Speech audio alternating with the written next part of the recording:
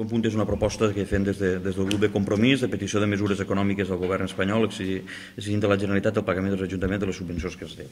Aquesta disposició ve donada en part pel no pagament del deute de la Generalitat amb els ajuntaments, com bé ha explicat la regidora, pràcticament la totalitat del deute és deute que té la Generalitat amb l'Ajuntament, en el cas nostre.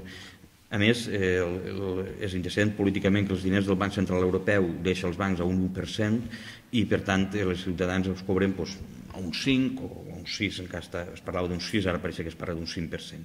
Per tot això proposem al plenari l'aprovació dels següents acords. Primer, que l'Ajuntament de Xeresa exigeix al govern espanyol que modifiqui el Real Decret amb els següents aspectes.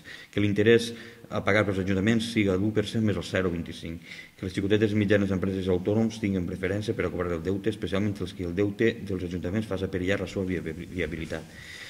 Segon punt, l'Ajuntament de Xeresa exigeix a la Generalitat Valenciana el pagament dels ajuntaments de les subvencions que es deu.